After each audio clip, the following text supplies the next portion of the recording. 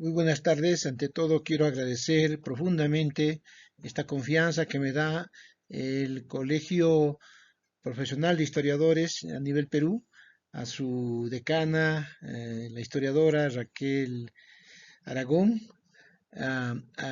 felicitando estos eventos que dan a los historiadores una consistencia fundamental para su desempeño profesional, que es lo que nos interesa al colegio, porque más allá de las aulas, ¿no es cierto?, y nuestras formaciones posteriores, lo importante es que nosotros nos peleemos por un campo de trabajo, por nuestros derechos, la parte deontológica también actualizándonos, vale decir, no habrá un buen trabajo, una buena posición profesional, no habrá una colocación del historiador en un espacio preferente si es que no tenemos también nosotros una permanente actualización. Pero también es importante, entonces, aparte de luchar por nuestra colegiatura, por nuestros documentos que nos colegian, ¿no?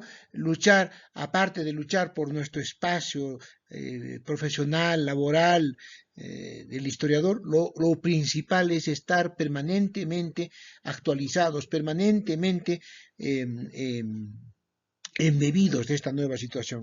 Entonces, en esta fecha que celebra el Colegio de Historiadores del Perú, un aniversario más, el mes del historiador, el 12 de febrero, nacimiento de nuestro gran Jorge Basadre de Groman, quiero con ustedes compartir algunas reflexiones sobre cómo está ahora la historia, ¿no? Para que ustedes tengan alguna idea, algún atisbo, ¿no es cierto? Aparte de lo que ya saben y conocen por vuestra propia experiencia, qué hacer en el campo laboral, en el campo profesional, ¿no es cierto? Tener una imagen, o una de las visiones de la imagen, porque no es la mía la única, ¿no? Es una de las que estoy viendo que me da alguna experiencia y algún tipo de hacer historia, ¿no? Entonces, por esto esta charla importantísima es estado actual de la historia hacia un mayor compromiso con la actualidad y el futuro. Las dos cosas, la actualidad y el futuro, ¿no? Es como esta historia que era historia por historia, pasado por el pasado, ¿no? Ahora tiene una enorme aspecto, una enorme tensión hacia el ver el presente, partir del presente, incluso, ¿no?, tener perspectiva hacia el futuro. Entonces, cada vez la historia, ¿no?, esa historia que veíamos nosotros, que el pasado por el pasado, solamente el pasado, ¿no?, y a veces se quedaba ahí, bueno, pues aprende del pasado, tira pues un mensaje, sácale el mensaje, es explícito el mensaje, no es explícito el mensaje del pasado, es un mensaje que hay que ir desbrozándolo, hay que ir pensándolo y muchos lo hacen obviamente, pero bastantes no. Entonces, esta charla es más o menos una aproximación a un panorama de cómo está la historia, de una experiencia mía personal, pero también del mundo académico en el cual me muevo, ¿no? Y la experiencia que uno tiene, ¿no?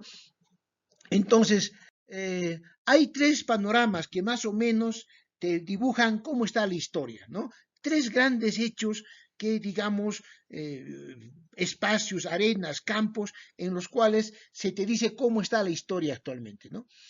Uno de ellos es la academia, todo lo que se hace, toda la producción en sí misma. Nosotros acá en el Cusco tenemos a Donato Amado, tenemos a Ronald Kamala, a Margaret Najarro, en fin, una serie de historiadores, ¿no es cierto?, que están haciendo, ¿no? Luis Enrique Escobar Medrano, ¿no? Jorge Enrique Escobar Medrano. Entonces, hay varios historiadores que en Cusco que están comenzando a tener trabajos en este aspecto, ¿no? Cómo están viendo la perspectiva de la historia, pero este mundo académico, esta academia, lo que se llama así la comunidad científica internacional, más o menos ha sido cuajada a fines del 80, inicios de los 90, con el Internet, ¿no? Con los cambios que hay en el mundo, la caída del muro, ¿no es cierto? Los nuevos paradigmas, el debate sobre la posmodernidad, el renacimiento del pensamiento distinto a los grandes discursos metahistóricos del marxismo, del liberalismo, ¿no? Del positivismo, ¿no? Desde el estructuralismo que nos habían acongojado, pues comienza a haber un nuevo tipo de forma de mirar la historia distinta, ¿no? Los hechos, las ciencias duras, las ciencias sociales, ¿no es cierto? Ya no eran los grandes discursos, ¿no? Que el mundo tenía 5 modos de producción y de hecho que venía uno, o solamente calificar la sociedad arriba, abajo, estructuras, o producción tecnológica, mercadería, comercio, ¿no? No. Entonces, Carlos Barros, un historiador de Santiago de Compostelas, ¿no? Abre una página, hace una encuesta de cómo estás yendo, cómo ves la historia, el panorama, el paradigma, comienzan a ver hechos de la interdisciplinariedad, cómo hoy desde el presente estoy viendo el pasado, cómo es que el historiador tiene mucho que ver con la historia. Entonces comienza a cuestionar una forma de hacer historia donde nosotros solamente copiábamos un documento y nos decían incluso qué documento y del documento apenas hacíamos una interpretación, pero no tejíamos el hilo con el pasado, con el presente, ¿no? Y todas estas escuelas que se van formando a mediados del siglo con Fernand Braudel, Lefebvre, Bloch, ¿no? Van tomando cuerpo en esta época después de este fin del mundo bipolar de posguerra, ¿no? Entonces, y saca un pronunciamiento muy interesante que se llama Historia a Debate, donde pone en tapete eso justamente, ¿no? Pone en tapete los nuevos horizontes, la subjetividad, ¿no es cierto? Cómo es que una historia no es pues la historia verdadera, sino cada historia tiene una nueva perspectiva. Y para llegarnos y aproximarnos lo más que podamos a la verdad, entre comillas, ¿no? Es importante tomar en cuenta las otras verdades, ir cribándolas, ¿no? Entonces, hay un vuelco enorme en la historia, ¿no? Los otros cambios sustanciales que se dan, el otro campo importante que se da en la nueva historia, en esta nueva historia, es el campo educativo. ¿No? Entonces, nosotros habíamos estudiado una historia de fechas, nombres, uniformes, sombreros, hechos, batallas, ¿no? Muy bien, nos daban un panorama, te conocíamos de dónde veníamos, pero no era suficiente. Entonces, el estudiante que va a enfrentar un nuevo mundo acelerado, cambiante, ¿no es cierto? Y más diverso, intercultural, un mundo de migrantes, ¿no? Porque la migración es algo normal, comienza a ver que pues no hay una historia única. Entonces comienza a ver que tiene que formarse diferentes criterios, desde diferentes puntos de vista, que hay muchos puntos de vista sobre el proceso, porque ya no se habla solamente del pasado, sino de un proceso pasado, presente, futuro, ¿no es cierto? Entonces, el joven para estudiar este proceso, para tener una mayor conciencia sobre este proceso, necesariamente entonces tiene que partir del presente, hacer una línea al pasado y en este movimiento, pasado, presente, futuro, hacer toda una evaluación completa, pasado, presente, futuro, pasado, presente, futuro. O mirar el futuro, ¿qué puede ser? Ver del pasado y recién, segundo paso, a ver qué cosa me puede ayudar de todo ese proceso, ¿no?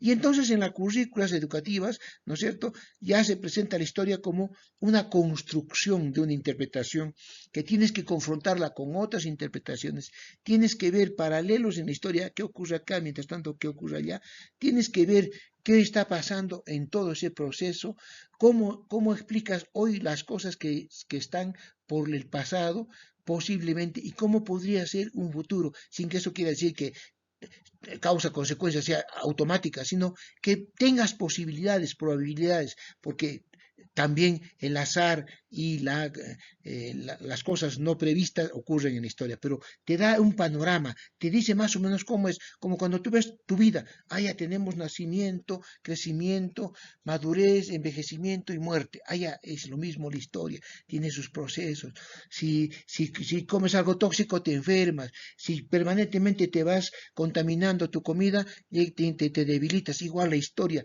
si no tienes instituciones, si no tienes armonía, si no tienes unidad, los países se van destruyendo, tiene que tener recursos, manejo sustentable, sostenible, en fin, ¿no es cierto? Esas leyes, esos procesos que tú ves en la historia tiene que ver con el presente y el pasado y viceversa, tienes que verlo desde el presente y el pasado. Por eso en las currículas educativas, ahora ya al trabajar por competencias, se ha dado ese gran salto, pero obviamente, por supuesto que no todos están a la altura de ello, no todos todavía entran a este ritmo porque es muy violento y hay esquemas muy difíciles de eh, disolver. Otra entrada importantísima para ver la nueva historia, cómo está, sobre todo en el Perú, en los Andes, ¿no? Es este fenómeno de la celebración de los 200 años, 1821, 1921, 1824, 2024, ¿no? Entonces, a partir de esto, pese a que el Estado y las grandes academias no han estado, más ha sido labor de grupos concretos, ¿no es cierto? Comunidades, ¿no? Se ha estado comenzando a revisar la historia de la independencia a partir de las crisis democráticas de ahora, ¿no? Carmen Magebo, Cecilia Méndez, ¿no? La misma Scarlett O'Fellan, Manuel Burga, entre otros historiadores reconocidos, han estado abordando la historia desde este punto de vista. ¿No? Incluso politólogos, sociólogos, ¿no? Han recurrido a la historia para explicar por qué el Perú está así, ¿no? Analistas políticos, hombres de prensa, líderes de comunicación, han comenzado a ver la historia, ¿no es cierto?, como un proceso de adelante atrás y atrás adelante y de adelante para el futuro, ¿no? Entonces, este tema del bicentenario nos ha dado mucha riqueza para ver en qué está la historia actualmente.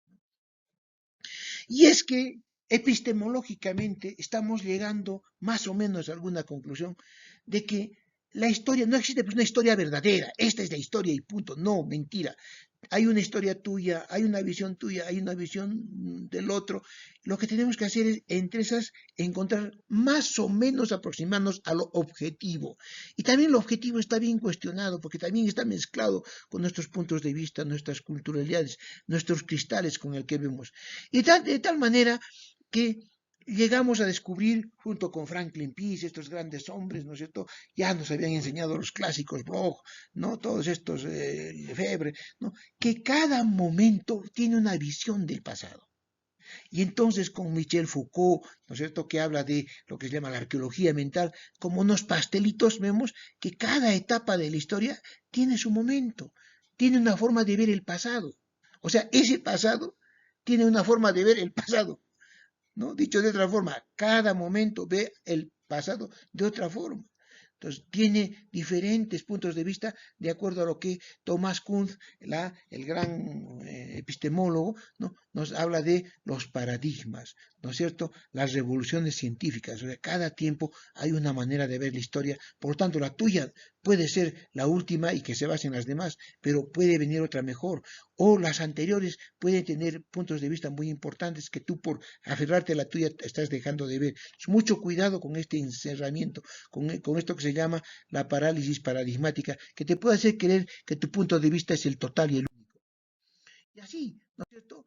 Por ejemplo, antes veíamos a los incas como creadores del paraíso, la gran cosa, ¿no es cierto? Porque necesitamos ese discurso para ir contra la colonia, justificar de repente los anglosajones, una lucha contra los españoles, ¿no es cierto? ¿No? Y luego, pues en el siglo XX, no, los incas, pues, no son lo que nos dicen, las crónicas tienen limitaciones, ¿no? Ahí está Franklin Pease, están Murra, que comienza a cuestionar las crónicas y los otros documentos, ¿no?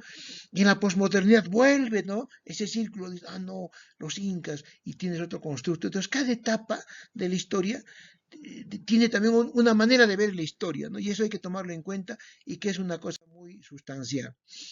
Tupac Amaru, por ejemplo, antes ni siquiera se le mencionaba, ya con la reforma de Velasco, con este nacionalismo que crece el siglo XX desde los 60, se vuelve a tomar a Tupac Amaru. Ya en los 80, esa visión, ¿no es cierto?, distinta a los de los 60, Scarlett O'Fellan dice, no, un momentito, son solo rebeliones antifiscales, Jürgen Golte te dice que solamente es una revolución de los repartos, ¿no? Y ahora hay otra, no, Tupac Amaru es la síntesis de la nacionalidad. En fin, cada etapa entonces va dando un enfoque, ¿no? Y este problema de para qué sirve la historia, ¿no? Entonces, todo este debate de también nos dice este debate de cómo está la historia, nos dice también mucho, mucho, mucho, ¿no? ¿Es solo el pasado, solo el contexto de lo que pasó? No es la proyección al futuro, ¿no? Hay que pensar de una sola manera. Entonces se comienzan a cuestionar, ¿para qué la historia? ¿Para qué en el currículo? ¿Qué nos importa cosas pasadas? Y no es pues pasado, sino tú ves las cosas que permanecen. Entonces, ahí vienen los nuevos términos, ¿no? De permanencia. Y aquí entramos a la interdisciplinariedad, que es una cosa importantísima. Tenemos que conversamos con la antropología, conversamos con la psicología, con la politología y otras ciencias, ¿no? Y la arqueología, bueno, eh, la arqueología no se basa en la historia y la antropología, ¿no? Entonces, ya comenzamos a ver diferentes aspectos de la historia, diferentes momentos, ¿no? En el siglo XVIII tenemos el peligro de que desaparezca el virreinato del Perú o los virreinatos pasen a ser tomados por estos movimientos grandes. Y entonces van a comenzar a surgir historias para desprestigiar ese movimiento o para afirmar la historia de los Borbones, ¿no? En el siglo XIX hay la necesidad de que los que han tomado la independencia nieguen al indígena que se ha enfrentado con ellos y entonces digan que ellos son los incas, los nuevos herederos, ¿no? Toda esta creación de los nuevos incas, el nuevo incario, el nuevo discurso positivista, ¿no? Entonces, cada etapa tiene su necesidad de afirmar algo de acuerdo al grupo que lo domina, a su intelectualidad. Así es, por ejemplo, que en el siglo XX, ¿no? Cuando estamos al borde de un choque social, un desarraigo del Perú, un siglo de corrupción frente a la posguerra con Chile que nos ha dejado casi a punto de desaparecer, entonces se forman los grandes discursos de Basadre que ahora celebramos, el Colegio de Historiadores, y por eso estas charlas, el de González Prada, ¿no? que denuncia la corrupción y la mediocridad, este país de los militares, ¿no es cierto? Porras Barrenechea nos ilumina, pone un foquito y dice, muy bien, señor, hay que hacer algo, hay que comenzar a estudiar y estructura académicamente formas de ver la historia. En el Cusco se forma un grupo de científicos que combinan la fuerza de la tradición con propuestas modernas, ¿no es cierto? A partir de ver modelos norteamericanos, europeos, hasta un gringo viene acá, lo trae a Bingham, lanza Machu Picchu, la cuscología, esta mezcla de tradición. Entonces, cada etapa, ¿no es cierto?, tiene su manejo del presente y el futuro.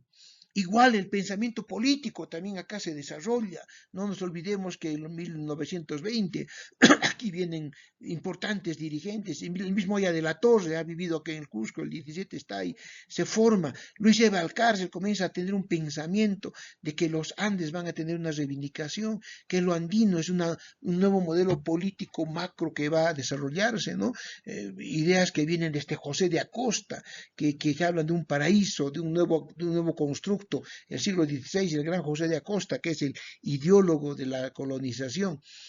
Cusco va a ser de nuevo el escenario, ¿no es cierto? Entonces, cada momento, fíjense ustedes, cada presente está desarrollando un pensamiento sobre el pasado, que no es deleznable o solo que dura, no, sino que se van a juntar con todos los momentos y eso nos va a servir. O sea, por eso es importante estudiar la historiografía, para ver cómo se está viendo en cada época la historia, para ver si tú de repente te has quedado en el siglo XIX o XX sin querer, para ver si realmente tu pensamiento tiene y difiere de eso o estás siguiendo un patrón, porque a veces es inconsciente las epistemes que manejamos.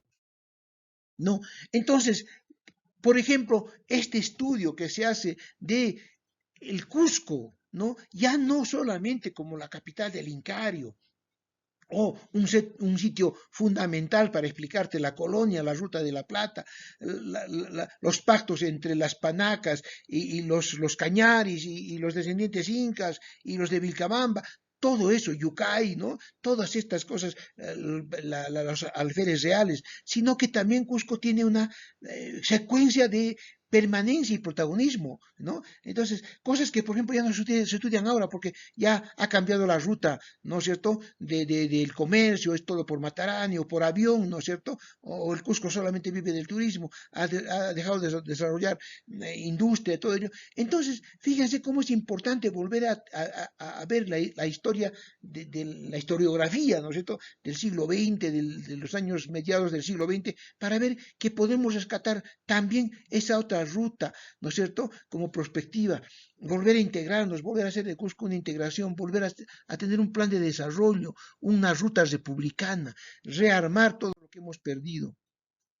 Entonces, de lo que se trata en esta ocasión es de eso, ¿no? Ver con diferentes ojos, tener diferentes miradas a los fenómenos que van sucediendo.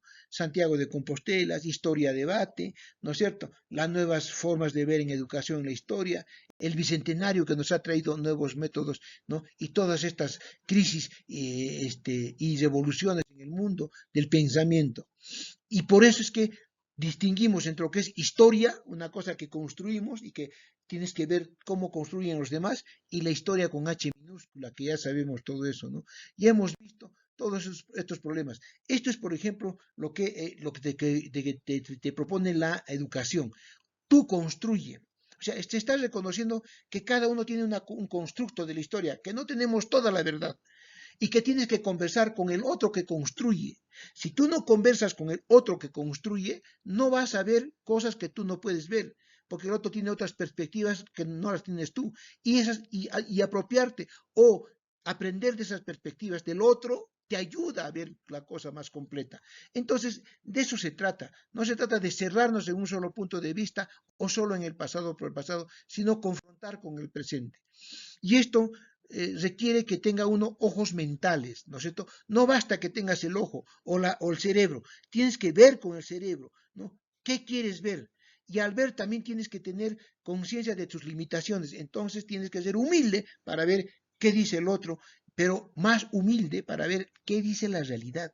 Por eso en los trabajos de investigación, un aspecto sustancial que hemos dejado de lado son las justificaciones.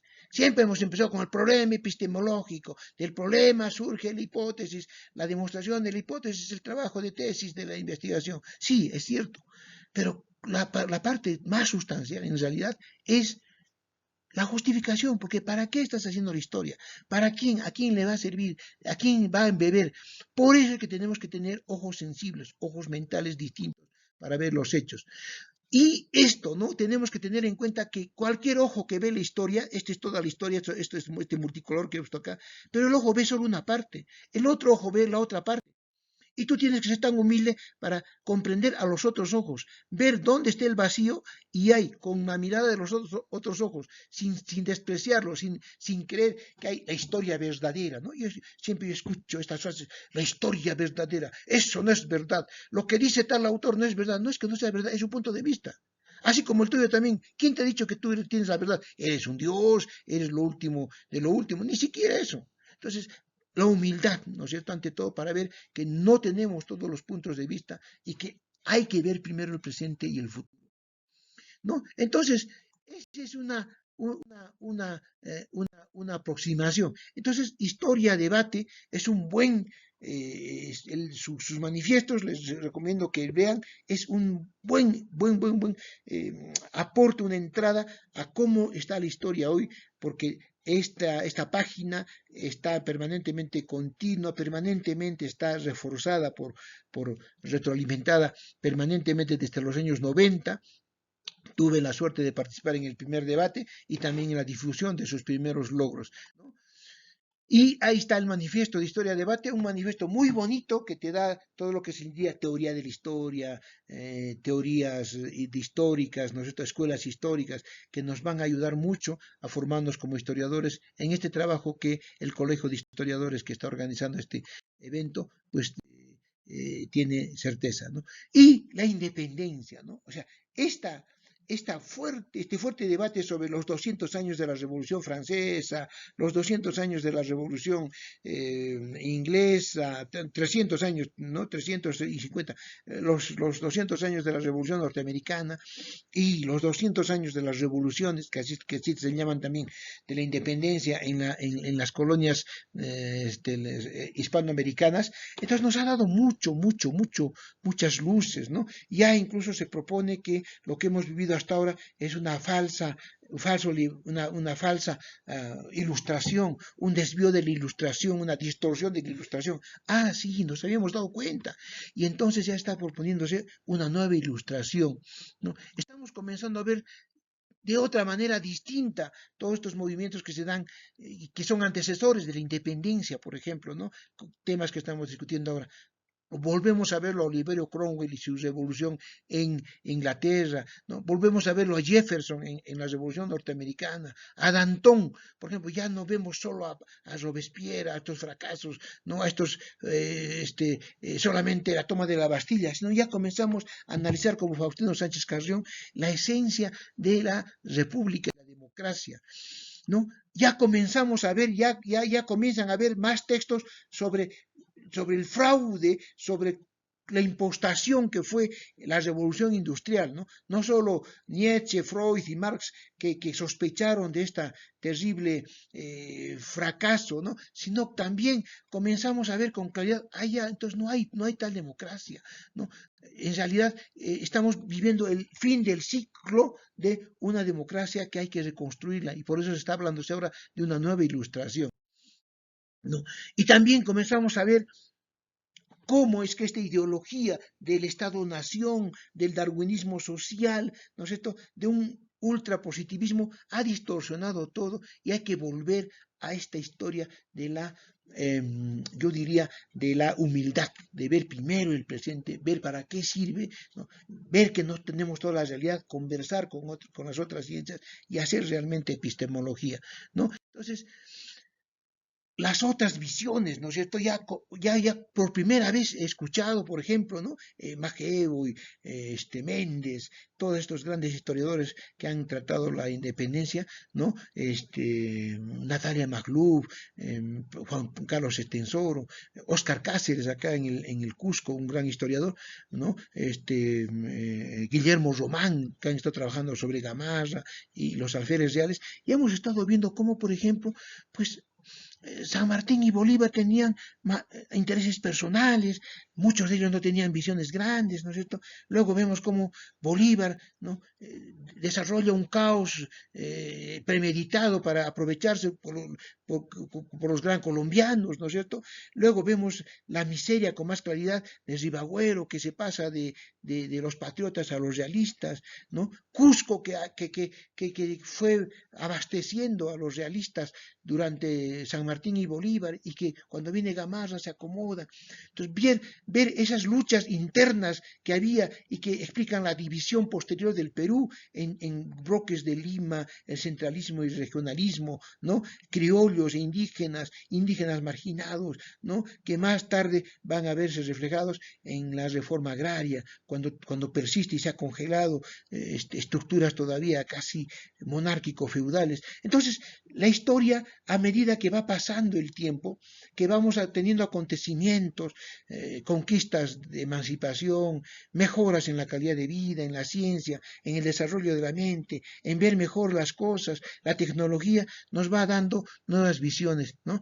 Entonces, en conclusión, yo diría que estamos en una etapa muy histórica, muy revolucionaria, muy de cambios epistemológicos que nos llevan a ver que eh, tenemos que tener la humildad de reconocer que no hay una historia solamente por el pasado, que tenemos que venir al presente y que tenemos que ver con algún atisbo el futuro y que nuestra historia tiene que ir dirigida hacia ello.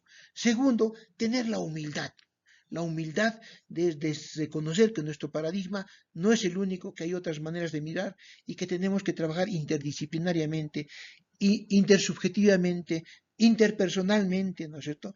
Y luego recrear los temas, recrear las intencionalidades, la forma de narrar la historia, más como una propuesta del futuro, más como una propuesta que dé una idea hacia adelante, más que solamente entonces una historia que nos cuente algo o que tenga algún sesgo ideológico, donde resaltar algo tenga un interés eh, ideológico para establecer ahora algún interés, ¿no?